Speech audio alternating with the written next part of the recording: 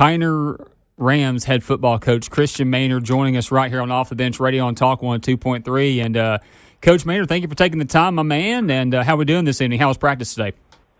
We're doing great. I appreciate you guys having me. I tell you what, that intro with that music gets me pumped up. Well, you may have. I wish it was Friday. You may have to work that into the rotation on game days up there at your temporary home there at Ottawa High School. And speaking of, you guys had a not so stressful time against McMinn County, right? So kind of talk about that game with us, because it was a back and forth game, a lot of big plays, especially late in the game, and getting that game into overtime and getting a big stop there to get the 22-20 win over McMinn County on what was a very, very great night for the Ram Train for sure. Yeah, my voice is still recovering. It was definitely an emotional back and forth game. You know, anytime you play McMinn County, Coach Cagle does a great job with those guys. You know, those are some country strong players, and so you know they're going to be physical. You know they've been getting after in the weight room. You know they're going to be well coached. We definitely dug ourselves in the hole. We had 4 turnovers. You know, if we cleaned some of those up, maybe it wouldn't be as tight of a game. But, you know, at the end of the day, we're looking to win games, especially when you play against a very quality team like McMinn County. And so, you know, I was very pleased with the effort our guys played with. I was pleased with the way the guys responded when things didn't go our way. You know, we could have mailed it in at any point, but they didn't. And so I'm really excited to see what these guys are going to do throughout the season. Well, you know, if you look at the last 2 years, you know, you've had the same 3 teams to open up with: Red Bank, Bradley Central, McMinn County, all, you know, teams in 4, 5, and 6A. Has that helped you and your team kind of like, hey, we can go toe-to-toe with these guys? Yeah, I think so. I think last week was the week before that was really big for us when we were able to go to Bradley.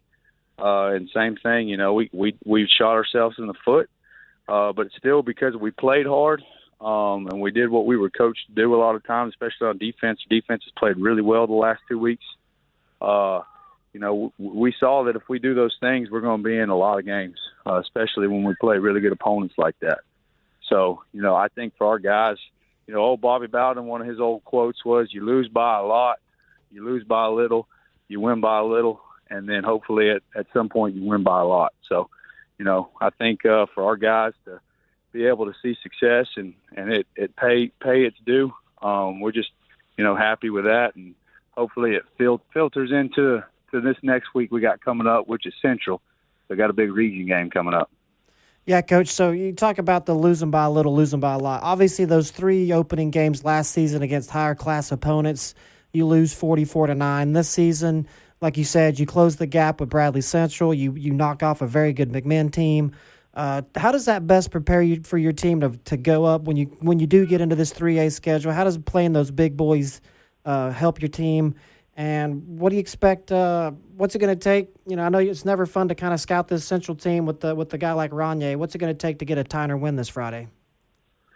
Yeah, I think what these 3 things have done, or these last 3 weeks has done, is really just allowed us to see what physical football looks like. You know, so I think for us to see that physicality, to get us there where we want to be as a group, you know, we always want to be physical. Coach Turner and Coach Chandler did a great job of getting that out of the groups that they coached. And so, you know, for us to play against quality opponents that you know are going to be physical, you know are going to be tough to play against, you know, I think that boosts a lot of confidence when you're in those games, especially when you're able to win one of them. You know, Central, you know, they've got athletes all over the place. They got Ranye, they've got Houston, and so, you know, those kids are well covered in the area and even outside the area. You know, they put up a lot of stats. They do a great job of getting those guys the ball. And so, you know, for us, it's just going to be, hey, we're going to continue our physical brand of football. We're going to try to run the ball and impose our will, you know, no matter who we play. And it's going to be, you know, hey, they're going to get theirs. We just got to try to contain people, make tackles, run to the football, and eliminate the big plays. You're listening to Tyner head football coach Christian Mainor right here on Off the Bench Radio on Talk 102.3. And Coach, we saw this young man come in at the end of the Red Bank game we covered a couple weeks ago on the Red Zone, and it's Tyler Anderson. Kind of talk about his progression over the first three games, because he came in and led you guys on the touchdown drive against Red Bank. I think he did the same thing against Bradley. Kind of talk about that young man and kind of his progression as a quarterback this season. Yeah, so we call him TY. And he's done a great job when he's called to ask. I don't know if you can hear that, but the Ram train's blowing in the background. That's right. There it goes. But he's done a great job. We didn't want to play him a ton on offense because he's one of our best, if not our best, defensive player as well. In the Red Bank game, he probably saved 3 or 4 touchdowns with the way he runs to the ball. He did the same thing against Bradley. We knew we wanted to play him. We just didn't know how much we wanted to play him at quarterback. But obviously, you see what he can do with the balls in his hands. For him, he's a very explosive kid. He can touch it and go. But for him, it's really about getting comfortable playing quarterback. Making sure he gets into the right checks, he calls the right plays, he does the right thing when it's his job. So for him, I think it's just getting game reps has been big for him. But obviously when he touches the ball, good things can happen. And we've seen that in the last 3 weeks, and we got to really see it last week. So I'm excited to see what the season entails for him on defense and on offense. Coach, talk a little bit about year 1 to year 2. Has it gotten any easier to kind of be a perpetual road team? I know you kind of have more things at home, quote unquote, with the Ottawa, but week to week, year to year, has it gotten any easier to kind of be a road team? Are you getting any more excited that you're getting closer to maybe having a home stadium next season? Definitely. You look back at the tradition of Sewanee College.